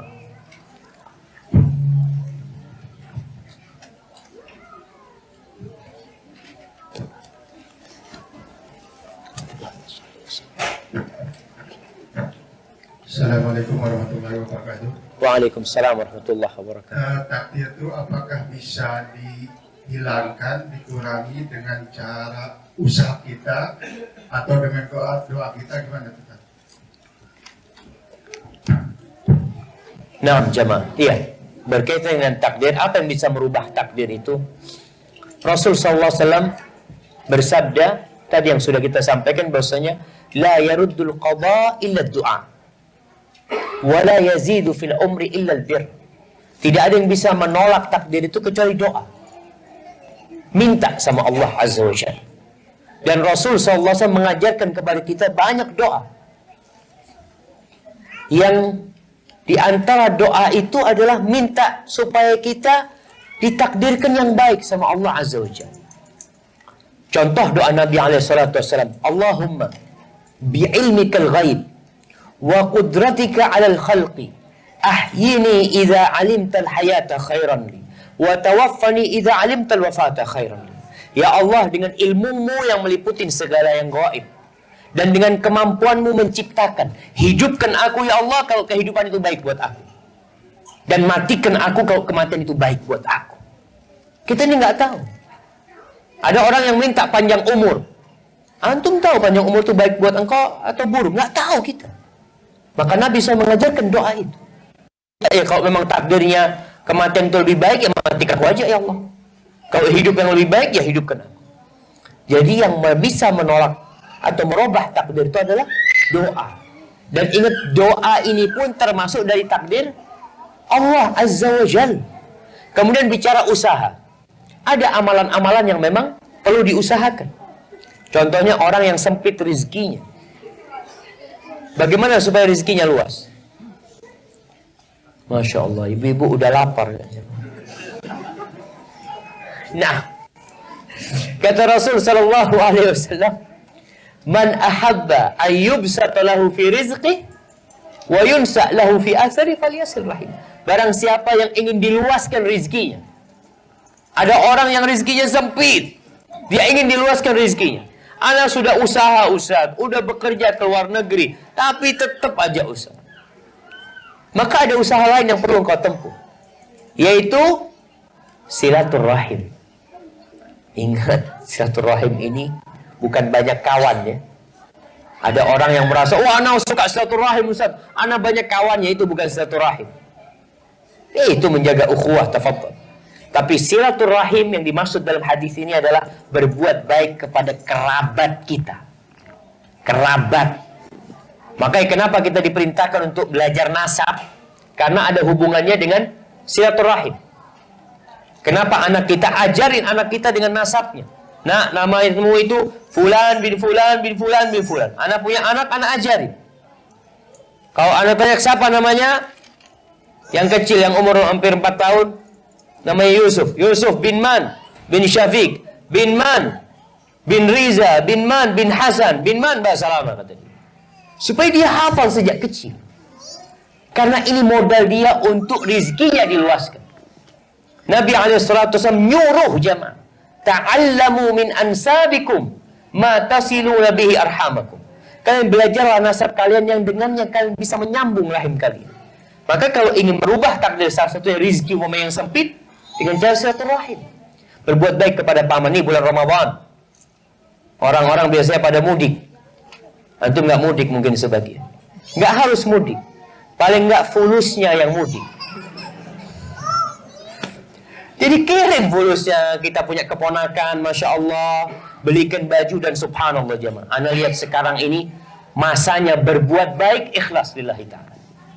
Antum tuh bisa belikan pakaian buat keluarga antum, dia nggak tahu siapa yang beliin. Antum tinggal pesan online, antum transfer fulusnya, barang itu nyampe dan mereka tidak tahu dari siapa. Allahu Akbar. Lalu kita masih minta diumumkan. Anak sudah kirim barang itu ya, sampai. Artinya kalau kita bicara bisa merubah tadi. Ada amalan-amalan yang bisa menyebabkan umur kita tambah panjang. Naam. Antum seharusnya umur 60 tahun. Jadi lebih panjang dari itu.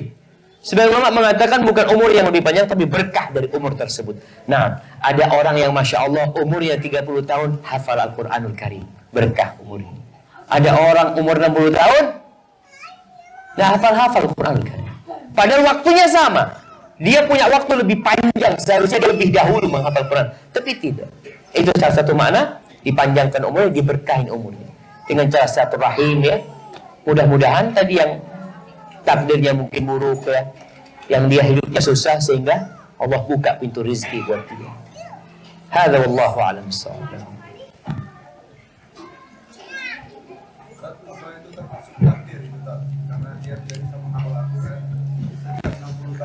Nah, apa itu takdir jemaah? Semua ditakdirkan. Semua Allah yang menakdirkan. Tapi kan manusia punya pilihan. Kenapa engkau nggak milih gitu?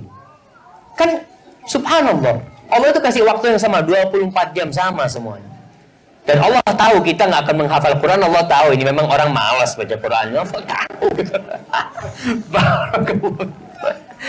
Nah, silakan. Ada titipan pertanyaan, ada 3. Yang pertama, bagaimana dengan hadis yang mengatakan bahwa doa ibu bisa merubah takdir? Takdir yang seperti apa yang bisa dirubah tersebut? Kemudian dilanjutkan, bagaimana dengan akhir hidup seseorang yang sepanjang hidupnya melakukan kebaikan, tetapi di akhir hayatnya atau hidupnya su'ul khatimah? Apakah itu juga sudah ditakdirkan oleh Allah? Naam jamaah. Makanya tadi tingkatan-tingkatan takdir kalau kita memahami insya Allah semua itu akan terjawab. Yang pertama ilmu. Allah mengetahui kita ini akan terjadi apa tuh Allah udah tahu. Kemudian itu ditulis. Ilmu yang Allah ketahui tentang kita itu yang dituangkan dalam Lauhul Mahfuz. Ditulis di sana. Kemudian yang ketiga berkaitan dengan ketentuan. Ini kan baru ilmu, baru pencatatan, kemudian nanti masyiatullah, kehendak Allah itu akan terjadi. Ketika Allah berkehendak terjadi, maka ketika itu Allah menciptakannya dengan kun, maka dia akan jadi. Berkaitan dengan doa ibu, doa bisa merubah takdir. Tadi sudah disampaikan. Tapi doa pun termasuk takdir Allah Azza wa Jalla. Maka di sini orang disuruh berusaha untuk berdoa, memohon kepada Allah Azza wa Jalla, tidak berhenti untuk meminta apa aja kebaikan dunia dan akhirat, Rabbana atina fid dunya hasanah wa fil akhirati hasanah wa qina adzabannar. Rasul sallallahu alaihi wasallam pernah menjenguk seorang sahabat. Sakit. Sakit itu seperti ayam yang sakit. Antum tahu bagaimana ayam kalau sedang sakit dia mau mati seperti. Lalu Nabi bertanya kepada sahabat ini, hal da'awtallaha bi syai'? Apakah engkau berdoa memohon sesuatu kepada Allah Azza wa Jalla? Kata sahabat ini, na'am, kata dia. Ya Rasulullah, aku mengatakan kepada Allah, Allahumma ma kunta mu'adzibi fil akhirah fa'ajjilhu li fid dunya. Ya Allah, azab yang akan kau berikan kepada aku di akhirat, aku minta kepadamu segerakan di dunia, ya Allah. Karena dia tidak ingin diazab di akhirat. Apa kata Rasul SAW? Innaka la tutiqu dzalik. Kau nggak akan mampu menerima azab Allah Azza wa Jalla. Halla sa'altallaha al-afiyah. Kenapa engkau tidak minta keselamatan sama Allah? Kenapa engkau tidak minta kesembuhan? Halla qulta Allahumma atina fid dunya hasanah wa fil akhirati hasanah wa qina adzabannar. Kenapa kau nggak minta malah yang baik? Kau minta malah yang buruk. Akhirnya sahabat ini membaca doa itu dan Allah sembuhkan dia. Artinya kita diperintahkan untuk berdoa minta kebaikan sama Allah Azza wa Jalla. Maka kita nggak tahu jemaah. Kita ini nggak tahu sama takdir kita. Karena takdir itu rahasia Allah Azza wa Jalla. Maka kita jalanin kehidupannya. Kemudian berkaitan dengan bagaimana tentang akhir hidup seseorang. oh iya, baik.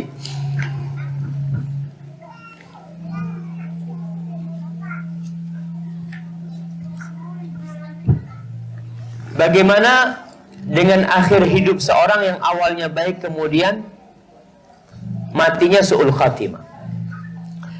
Ahibati fillah, dalam hadis yang Nabi SAW menjelaskan tentang orang yang beramal baik sepanjang hidupnya, fayasbiqu alaihi al-qadar.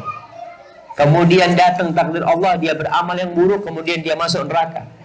Kebaikan yang dilakukan orang ini disebutkan dalam hadis yang lainnya dengan lafaz fima yabdu linnas. Dia itu berbuat baik dalam pandangan manusia. Artinya kita menilai fulan ini kan dari zahirnya. Antum tahu dia riya dari mana? Kan nggak tahu gitu. Orang ini suka membantu manusia, Ustaz. Masya Allah, qiyamul lail. Orangnya puasa sunnah, tiap tahun berangkat haji, matinya na'udzubillah murtad umpamanya. Kok bisa itu terjadi?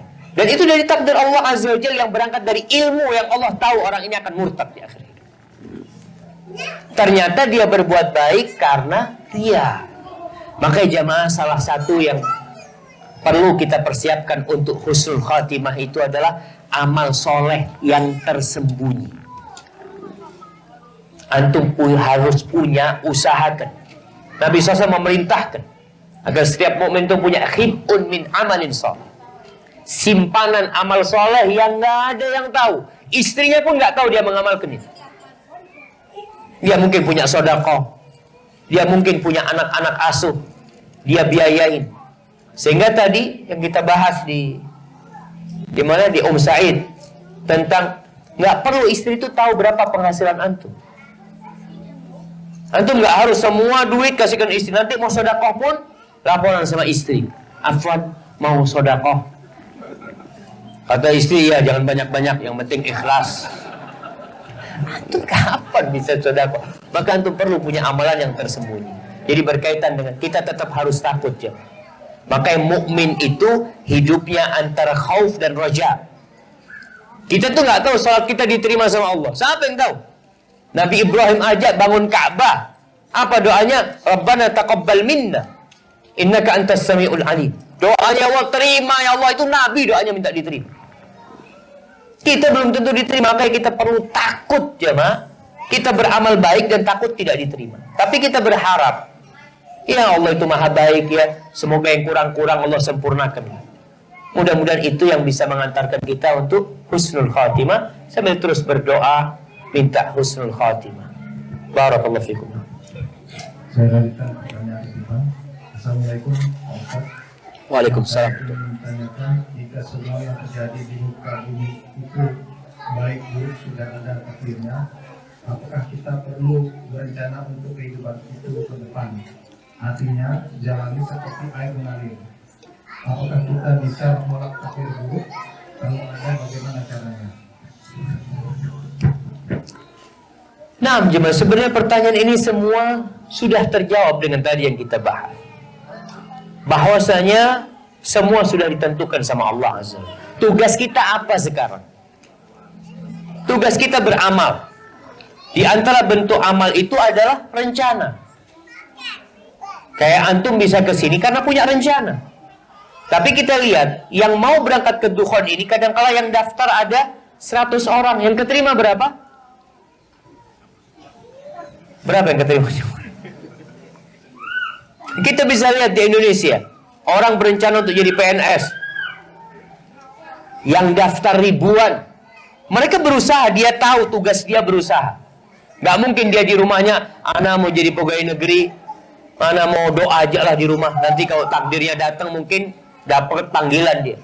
Enggak ada, dia tetap harus usaha. Maka tugas kita adalah silahkan berencana, tapi tetap kita beriman semua yang akan terjadi adalah yang Allah takdirkan. Ini yang membuat kita hidup bahagia.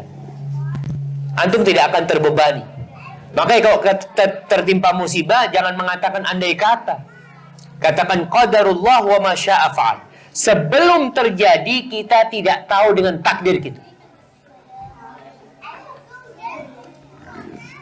Orang sekarang bercerai. Tahukah dia kalau dia akan bercerai? Nggak tahu. Ketika terjadi perceraian, dia beriman, oh kayaknya memang jodohnya hanya sampai sini. Ya sudah, dia menerima hal ini. Hadza wallahu a'lam bissawab. Nah. Ada pertanyaan di belakang itu?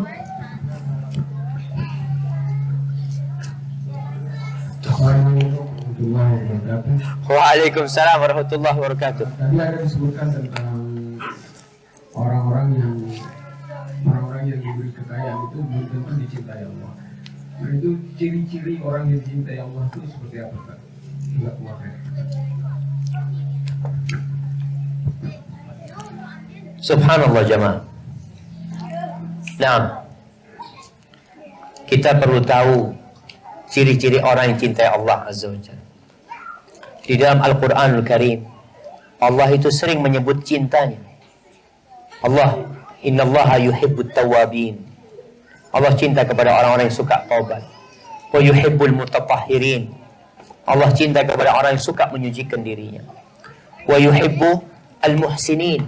Allah cinta kepada orang-orang yang suka berbuat kebajikan.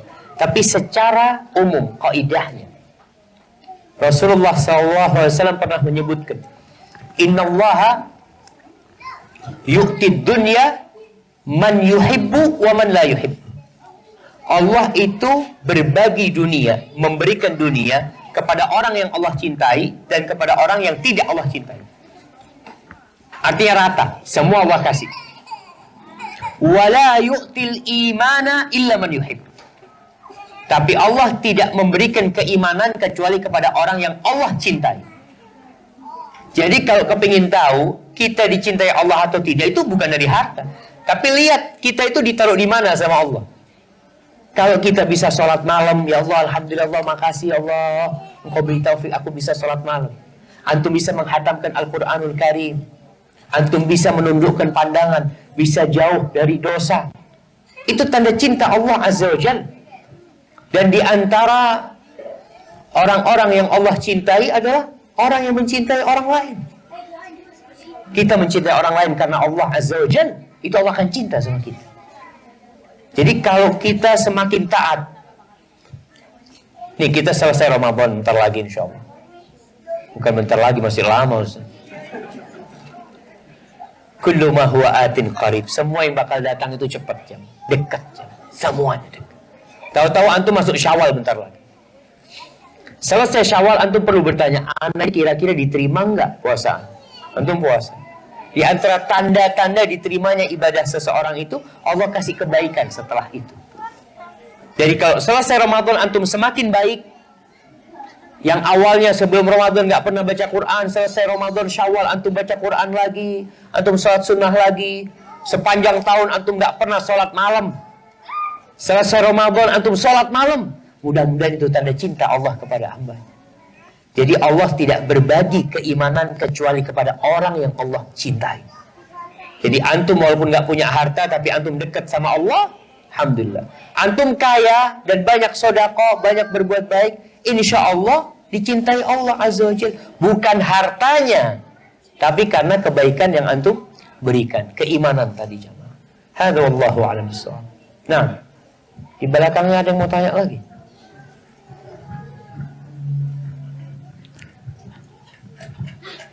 Assalamualaikum warahmatullahi wabarakatuh. Waalaikumsalam warahmatullahi wabarakatuh. Berkaitan dengan tema takdir, ada kalanya itu manusia itu kan berbuat salah. Ya. Kalau memang suatu amal perbuatan manusia itu adalah Allah yang menakdirkan, lantas ada seorang hamba yang hingga matinya itu berbuat kezaliman pada dirinya, lantas Allah menghukumnya dia memasukkan neraka. Di mana ini apakah ini suatu keadilan baginya? Terima kasih. Nah, jemaah. Jadi kembali kepada pembahasan takdir kita sebutkan. Bahwasanya Allah itu tahu fulan ini akan berbuat dosa. Awal takdir itu apa tingkatannya? Ilmu. Jadi sebelum antum lahir, Allah sudah tahu antum nanti lahir akan kerjanya apa. Antum akan berbuat dosa. Na'udzubillah ya. Ini fulan akan melakukan pembunuhan, macam-macam ini semuanya. Makanya ketika penghuni neraka itu, mereka diazab, mereka tidak mengatakan kepada Allah Azza wa Jalla, ya Allah engkau takdirkan aku berbuat dosa. Mereka merasa yang berbuat dosa itu siapa? Ya manusia ini, kalian yang berbuat dosa. Mereka melakukan kejahatan itu. Takdir Allah tadi kita sudah sampaikan. Yang pertama itu Allah tahu antum akan berbuat dosa. Bukan Allah maksa antum berbuat dosa. Tidak. Terus apa tujuannya diturunkannya Al-Quranul Karim? Kan untuk memberikan petunjuk kepada antum. Antum dikasih tahu nih. Contoh antum mau ke Bahrain apa mau ke Doha. Antum tahu jalannya ini jalan ke Bahrain, ini jalan ke Doha. Silahkan antum milih. Dan antum tahu antum punya pilihan. Maka di sini berkaitan dengan dosa yang dilakukan hamba, itu berkaitan dengan ilmu yang Allah ketahui bahwasanya antum akan berbuat dosa. Kemudian antum akan berbuat dosa itu dicatat. Setelah dicatat, nanti baru kejadiannya setelah antum hidup, antum melakukan dosa itu kehendak Allah Azza wa Jalla sesuai dengan ilmu yang Allah ketahui. Jadi apa dikatakan zalim Allah ketika mengazab antum atas perbuatan antum? Yang melakukan dosa siapa? Ya manusianya melakukan dosa. Maka tidak tentunya. Maka di sini tidak ada kezaliman kayak orang-orang yang berpandangan qadariyah yang dia mengatakan nggak ada takdir Allah Azza wa Jalla. Semua itu kehendak manusia masing-masing melakukan dosanya. Betul ada kehendak manusia di sana, tapi ada takdir Allah yang tidak akan lepas. Tidak mungkin terjadi sesuatu di bumi Allah ini kecuali ada kehendak Allah di sana. Jadi sejatinya orang berbuat dosa itu karena dia mau berbuat dosa, bukan karena Allah memaksa dia berbuat dosa. Makanya nggak ada orang bisa mengatakan, ya ana memang ya terpaksa berzina. Orang yang dipaksa berzina tidak dosa. Orang yang dipaksa mencuri tidak dosa. Orang yang dipaksa menceraikan istrinya tidak jatuh cerai itu. Karena apa? Tidak ada keinginan dari dia. Maka hukum Allah itu terangkat ketika itu. Maka yang akan dihukum itu karena dia melakukan dengan kemauan dia. Tapi kalau yang terpaksa jemaah enggak ada. Begitu. Hadza wallahu a'lam bissawab. Nah, silahkan.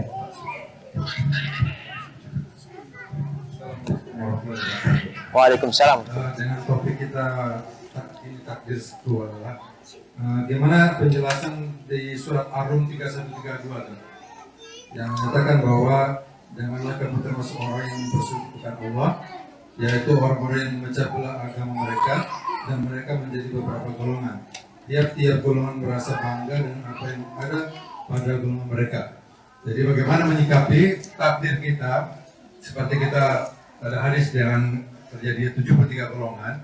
Nah, kita termasuk salah satu takdir kita adalah di satu golongan tersebut. Bagaimana menyikapi surat Ar-Rum 3132 ini?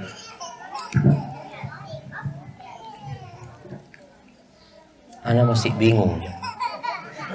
Yang jadi pertanyaan apanya? Jadi takdir kita, jadi kan di sini artinya janganlah kamu termasuk orang yang mempersekutukan Allah. Ya, jangan melakukan kesyirikan. Ya, yaitu orang-orang yang memecah belah agama. Jangan memecah belah agama. Kemudian dan mereka menjadi beberapa golongan. Dan setiap kelompok senang dengan kelompoknya sendiri. Tiap golongan merasa bangga dengan apa yang ada pada golongan mereka. Jadi bagaimana kita menyikapinya?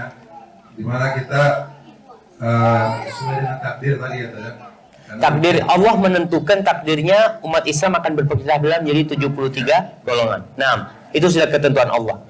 Tugas kita adalah menjadi yang arah mana gitu? Nah, Rasul sallallahu alaihi wasallam itu kita bicara ilmu Allah azza wajalla. Nabi alaihi salatu wasallam menyampaikan itu atas dasar wahyu. Beliau menceritakan yang terjadi masa lalu. Yang pertama, iftaraqatil yahud ala 71 firqah. Orang Yahudi telah berpecah belah. Sudah selesai urusan. Menjadi 71 golongan. Waftaraqatin nasara ala 72 firqah. Orang Nasara telah berpecah belah menjadi 72 golongan. Wa sataftariqu hadhil ummah, dan umat ini akan berpecah belah, Di masa Nabi SAW belum berpecah belah. Tapi Nabi menginformasikan ilmu Allah Azza wa Jalla. Bahwasanya umat ini akan berpecah belah menjadi 73 firqah. Menjadi 73 golongan. Kulluha finnar illa wahid. Semuanya di neraka kecuali satu. Sebagian orang berpikir, Ustaz, kok umat Islam lebih buruk dari Yahudi sama Nasrani? Jamaah, lebih buruk apa lebih baik? Lebih baik. Yang Yahudi semuanya di neraka. Yang Nasrani semuanya di neraka. Yang Muslim ada yang masuk surga. Hanya jumlahnya lebih banyak. Tapi tetap lebih baik karena ada satu yang masuk surga. Bagaimana sikap kita sekarang menghadapi takdir itu yang sudah terjadi? Maka tugas kita adalah memilih sekarang. Maka para sahabat Nabi ketika mendengar itu, mereka langsung bertanya, "Man hum ya Rasulullah?" Yang selamat itu siapa?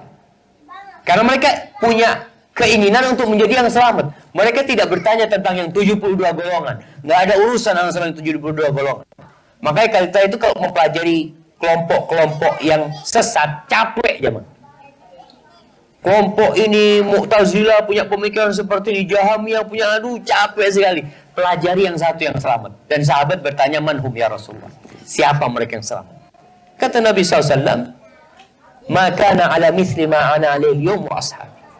Mereka yang mengamalkan Islam seperti yang diamalkan oleh aku bersama para sahabatku pada hari ini. Artinya Islam yang murni tadi. Yang belum ada tambahannya, belum ada pengurangannya, tapi seperti imannya para sahabat. Jadi sikap kita menghadapi perpecahan itu, ya nggak mungkin kita akan menyatukan, itu nggak mungkin. Tapi tugas kita adalah menjadi yang satu. Karena sudah takdirnya akan berpecah. Oke, kadang-kadang ada sebagian yang masih berusaha untuk menggabungkan sunnah sama syiah. Di mana sunnah dan syiah bisa bergandengan tangan. Nggak mungkin. Tugas kita itu bukan menyatukan mereka ini. Tapi kita berusaha untuk menjadi yang satu. Menjadi yang satu bukan menyatukan kelompok-kelompok yang jumlahnya 73 golongan tersebut. Maka bagaimana caranya? Ya belajar. Belajar apa? Ya tanya Rasul SAW itu gimana Islamnya. Kita bicara takdir. Ada kelompok yang namanya Jabariyah. Yang mereka mengatakan nggak ada, semuanya sudah takdirkan Allah. Kita ini nggak bisa beramal apa-apa. Nggak punya keinginan pun nggak ada. Yang Qadariyah mengatakan, yang Mu'tazilah mengatakan enggak, manusia itu menciptakan perbuatannya sendiri. Allah bahkan ada yang lebih parah lagi mengatakan Allah itu tidak tahu dengan apa yang bakal terjadi. Sampai terjadi baru Allah tahu. Sampai yang seperti itu, jemaah. Maka bagaimana kita berusaha untuk menjadi yang satu itu tentunya dengan belajar. Bagaimana para sahabat, ya. Kita lihat tadi Ibn Dailami, ketika ada perasaan yang nggak nyaman di hatinya, dia datang ke sahabat. Karena dia sahabat ini yang paling tahu Islam yang dilakukan Nabi itu kayak apa gitu. Maka tugas kita belajar dan jangan meremehkan hal ini. Dan ingat 73 golongan itu masih umat Islam, bukan keluar dari Islam, enggak. Kalau yang keluar dari Islam sudah keluar dari umatnya Nabi Muhammad SAW. Artinya selama mereka tidak melakukan kesyirikan, ada harapan masuk surga, tapi mereka diancam masuk neraka. Hadza wallahu a'lam bishawab. Nah. Ada beberapa pertanyaan lagi Pak Ustaz sambil menunggu kita. Pertanyaannya, Assalamualaikum Pak Ustaz. Waalaikumsalam. Anda sudah 10 tahun merantau di Hong Kong. Berdosakah Anda meninggalkan suami dan anak bertahun-tahun? Apakah ini yang dinamakan takdir? Kemudian yang kedua, Anda pernah dengar Ustadz, mohon koreksinya, tidak diperlukan bersafar dalam rangka ibadah kecuali ketika tempat Masjid Nabawi, Masjid Haram, dan Masjid Aqsa. Bagaimana untuk mendatangi kajian yang letaknya harus ditutup dengan safar? Nah, iya jemaah. Yang pertama berkaitan dengan meninggalkan suami, ya, kerja di Hong Kong. Ini seorang perempuan, ya. Jadi pemahaman Islam yang benar di masyarakat Muslim Indonesia ini masih sangat kurang sekali. Salah satu masalah besar adalah istri bekerja. Padahal dalam agama kita yang wajib bekerja adalah suami. Yang wajib memberikan nafkah adalah suami. Tapi yang terjadi malah kebalikannya. Kesian kalau Anda melihat dia saudari-saudara kita yang menjadi tenaga kerja wanita di luar negeri untuk menghidupin rumahnya, untuk menghidupin suaminya dan anak-anaknya. Maka seharusnya bukan dia yang bekerja. Maka tugas dia balik ke Indonesia untuk merawat anaknya, dan suaminya suruh bekerja. Dan di sini juga kewajiban seorang sebelum menikah itu memilih pasangan hidup yang benar. Dia dapat suami yang malas, yang nggak mau bekerja. Dan kadang-kala juga bukan suaminya malas, tapi wanita yang terlalu ambisi dunia. Sebenarnya suaminya cukup, tapi dia ingin lebih. Dia lihat tetangganya punya mobil, tetangganya punya rumah, kok dia hidup masih ngontrak terus. Akhirnya dia meninggalkan suaminya, meninggalkan anak-anaknya.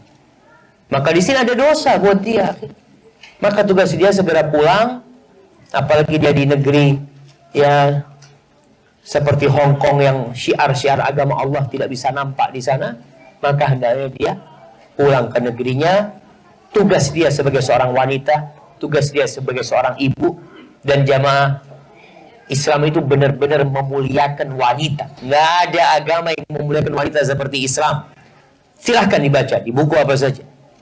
Bagaimana Islam menjadikan wanita itu ratu di rumah. Yang kerja itu suami.